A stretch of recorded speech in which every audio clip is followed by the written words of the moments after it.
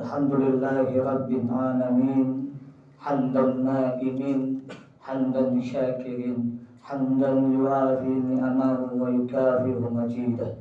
Ya Rabbana lakal hamdu kama yanbaghi li jalali wa azimi sultani. Salatan wal afat wa jami'al hajat wa tutahhiruna min jami' sayi'at wa tarfa'una bika 'adad darajat. Asyhadu an la ilaha illallah wahdahu la syarika lah, lahul mulku wa lahul hamdu yuhyi wa yumiit wa huwa ala kulli syai'in qadir. Wa asyhadu anna Muhammadan abduhu wa rasuluhu khaliqul basyaril mu'minin. Allahumma salli wa sallim wa barik ala sayyidina Muhammadin wa ala alihi wa ashabihi ajma'in, amma ba'd. Ittaqullaha haqqa tuqatih wa la tamutunna illa wa antum muslimun. Wa qala Allah ta'ala fil Qur'anil Karim, a'udzu billahi minasy syaithanir rajim. Bismillahirrahmanirrahim.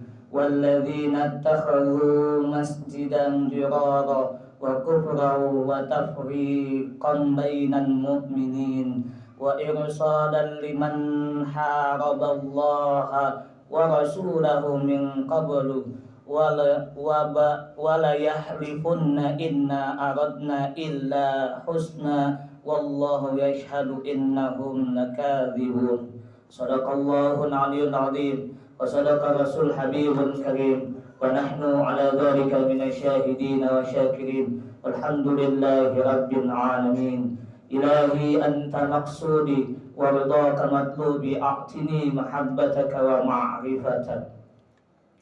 Hadirin sidang Jumat yang berbahagia, sebelum kita mulai khatib Jumat ini, saya mengajak para jamaah sekalian untuk sama-sama panjatkan puji syukur atas nikmat yang Allah berikan, yaitu nikmat iman, Islam dan ihsan serta sehat walafiat, sehingga Allah memampukan kita, Allah membisakan kita untuk sama-sama menunaikan kewajiban kita, yaitu melaksanakan sholat Jumat dengan berjamaah.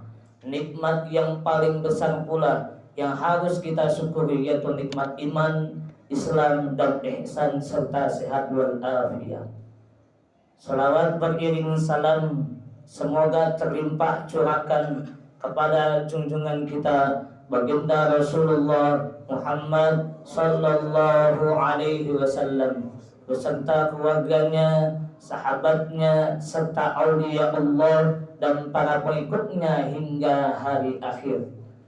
Hadirin sidang Jumat yang berbahagia, sebelum materi khatib Jumat ini saya sampaikan, saya mengajak para hadirin sekalian untuk sama-sama meningkatkan iman dan takwa kita kepada Allah Subhanahu wa taala, sehingga ketika sudah bertambah iman dan takwa kita kepada Allah, maka kita berhak mendapatkan predikat husnul khatimah dan husnul bidayah. Amin ya rabbal alamin. Hadirin sidang Jumat yang berbahagia, masjid adalah tempat yang paling suci sekalang langit, tempat perkumpulan atau tempat berkumpul untuk bisa mengingat dan diingat Allah Subhanahu wa taala. Mengapa demikian? Karena masjid adalah satu-satunya tempat yang dimiliki kita umat Islam. Rasulullah Muhammad sallallahu alaihi wasallam bersabda, ada 3 hal yang bisa menyelamatkan dan ada 3 hal yang merusak. Yang menyelamatkan antara lain, 1, takwa kepada Allah Subhanahu wa taala dalam sepi dan ramai. Yang kedua, berkata benar atau adil dalam kondisi ridho maupun marah. Yang ketiga, bersikap sederhana dalam keadaan kaya maupun miskin. Sedangkan yang merusak antara lain, yang pertama bakhil yang kelewatan, yang kedua nafsu yang diikuti, dan yang ketiga ujub terhadap diri sendiri. Hadirin sidang Jumat yang berbahagia, pesan ini sudah jelas. Apa maksud pesan dari baginda Rasulullah Muhammad sallallahu alaihi wasallam? Yaitu takwa pada Allah. Takwa kepada Allah itu bukan hanya dalam keadaan sepi, tapi takwa dalam keadaan ramai pun harus tetap dijaga. Kenapa? Karena kalau sepi kita tidak ketahuan orang lain, tetapi kalau ramai kita pasti ketahuan orang lain. Contohnya apa? Ketika sebelum panggilan azan, 5 menit sebelum panggilan azan itu sudah ada di karpet, sudah ada di masjid, sudah ada musalla. Itu yang namanya takwa di kala sepi. Bagaimana dengan takwa di kala ramai?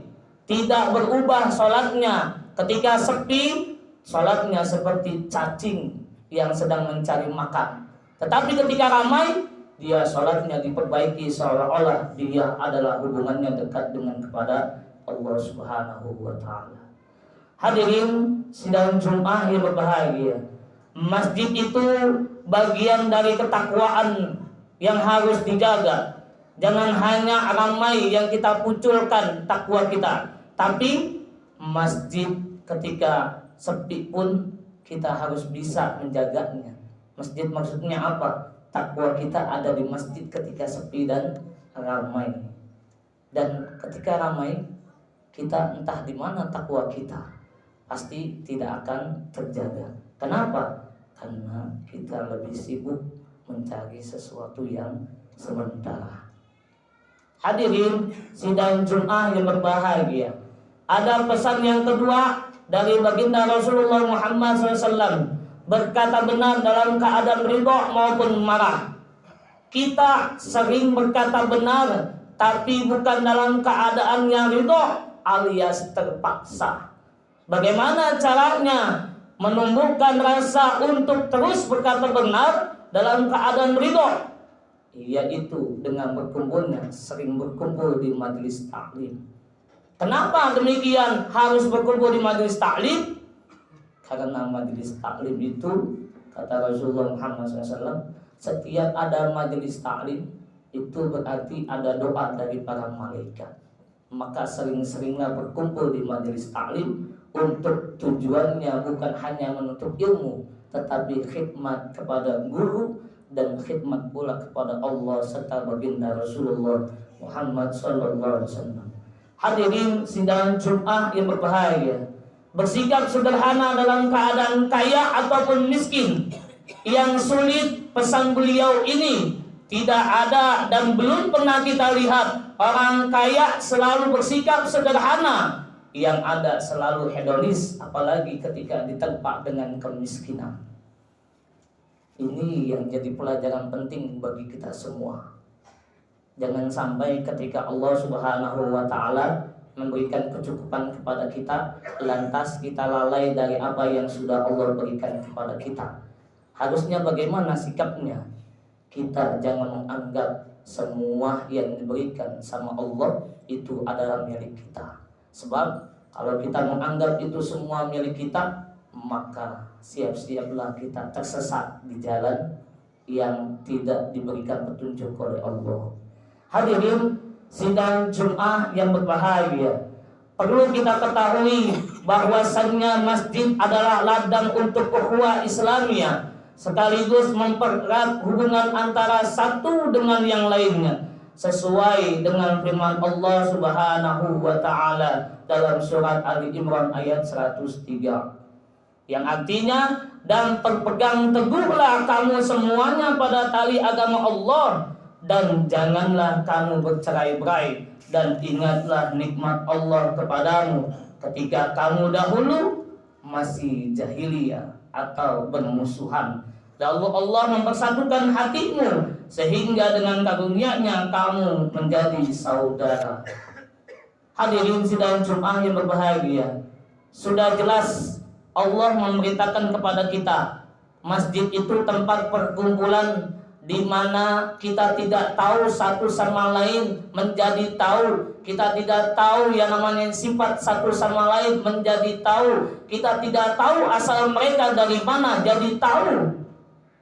Kenapa kita tidak mengetahui hal-hal seperti itu dari dahulu? Karena kita jarang untuk bisa kumpul bersama di masjid. Hadirin sidang Jumat yang berbahagia, sedangkan apa yang diberikan oleh Allah itu semuanya sudah diberikan oleh kita. Tinggal bagaimana kita untuk bisa bersikap ramah tamah, saling tegur menegur, saling bisa menyapa. Jangan sampai ketika menyapa saudara kita atau saudara kita sedang menyapa kita, kita tidak menjawabnya. Dan jangan sampai pula ketika kita berpulang ke rahmatullah, tetangga kita tidak mengetahui hal tersebut. Hadirin sidang Jumat yang berbahagia, Allah Subhanahu wa Ta'ala sudah memperjelas dalam firman-Nya begitu penting berpegang teguh pada tali agama Allah. Maksud tali agama Allah ini adalah saling berpegangan, saling menguatkan. Siapapun pemimpinnya atau orang yang jadi teladannya, kita tetap berada di satu ruangan, yaitu masjid yang menghadirkan takwa kepada Allah Subhanahu wa Ta'ala, bukan untuk menghadirkan permusuhan satu sama lain. Berbicara pemimpin, janganlah kita sekali-kali mengkhianati atau mendustai apa yang sudah jadi pilihan kita dan yang sudah dipercaya untuk memimpin suatu negeri atau lembaga. Maka dia harus mengamalkan baktinya untuk negeri atau lembaga tersebut. Ketika jadi pemimpin harus memiliki 4 sifat. Yang pertama, jujur dalam keadaan apapun. Yang kedua, pantang berbohong dalam keadaan apapun. Yang ketiga, menjaga amanah. Yang keempat adalah ahsanul khuluq. Maksudnya, Yang pertama ini jujur dalam keadaan apapun. Kita seringnya itu berbohong pada diri sendiri. Jangankan pada diri sendiri, sama Allah sang pencipta pun kita selalu berbohong kepadanya. Apa contohnya berbohong? Ketika panggilan azan, hayya 'alas shalah, kita masih ada di rumah, kita masih ada di ruangan kamar kita, bukan menyegerakan panggilan yang Allah berikan kepada kita. Seandainya ketika hayya 'alas shalah kita tidak terpanggil dan kita dipanggil oleh Allah pulang ke rahmatullah, maka selesailah iman kita, cukup sampai di situ. Yang kedua, pantang berbohong. Jangan sekali-kali kita berbohong pada siapapun, pada orang yang derajatnya tinggi kepada kita, adapun derajatnya rendah di hadapan kita. Kenapa? Karena orang yang berbohong itu pasti tidak akan beruntung selamanya. Yang ketiga, menjaga amanah. Ini yang paling sulit ketika dipimpin, ketika pemimpin dipilih oleh bawahannya dan dia tidak amanah, maka siap-siaplah tunggu kehancuran dari apa yang dipimpinnya. Yang keempat, ahsanul khuluqah. Kita lihat ketika pemimpin kita pilih dan dia tidak memperbaiki akhlaknya, maka siap-siaplah kita menanggung dosa yang diberikan atau dosa yang kita tanggung karena memilih pemimpin tersebut. Hadirin sidang Jumat yang berbahagia, Syekh Abdul Qadir itu terkenal dengan kejujurannya. Saking jujurnya, Syekh Abdul Qadir ditanya oleh muridnya, "Wahai Tuan, pedoman apa yang engkau tanamkan pada diri engkau, wahai Tuan?" Jawaban beliau, "Ala suduki wa makadzibtu qattu." Saking pentingnya kejujuran ini, maka haruslah kita tanamkan baik-baik di kehidupan kita sehari-hari. Dan bicara pemimpin bukan hanya sekedar mengatur, mengayomi dan segala macamnya, tapi seorang pemimpin harus dekat dengan masjid hatinya, dan harus dekat pula hatinya dengan para ulama. Maksudnya hatinya dekat dengan masjid, terpaut dengan masjid, dipanggil ataupun tidak dipanggil, dia selalu ke masjid, memantau kondisi masjid, memantau jamaah masjid. Karena kata Rasulullah Muhammad SAW bahwasannya setiap kalian adalah pemimpin, dan setiap pemimpin akan dimintai pertanggungjawaban atas yang dipimpinnya.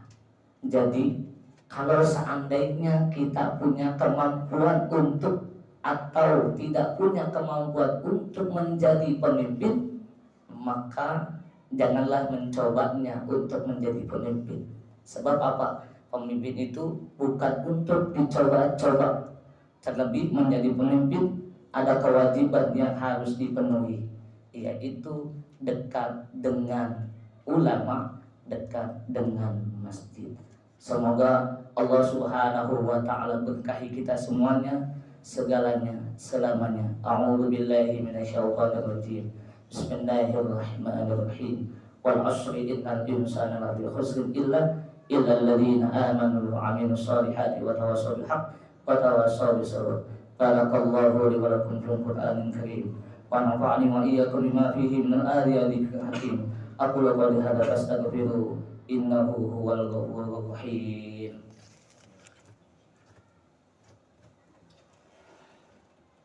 Allahumma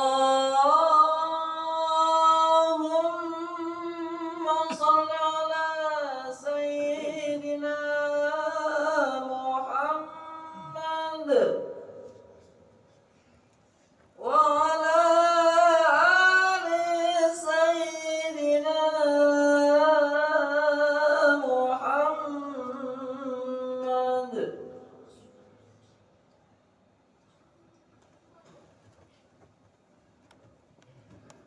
Alhamdulillah hamdan katsiran kama amar أشهد أن لا إله إلا الله وحده لا شريك له له الملك وله الحمد يحيي ويميت وهو على كل شيء قدير وأشهد أن محمدا عبده ورسوله حبيب الخالق أبعوث رحمة للعالمين اللهم صل وسلم وبارك على سيدنا محمد وعلى آله وصحبه أجمعين أما بعد فيا أيها الناس اتقوا الله فيما أمر وانتهوا عما نهى واعلموا أن الله أمركم بأمر بدا فيه بنفسه وثنى بملائكته مقدس قدسي وقال الله تعالى ولم يزل قائلا عليما إن الله وملائكته يصلون على النبي يا أيها الذين آمنوا صلوا عليه وسلموا تسليما اللهم صل وسلم وبارك على سيدنا محمد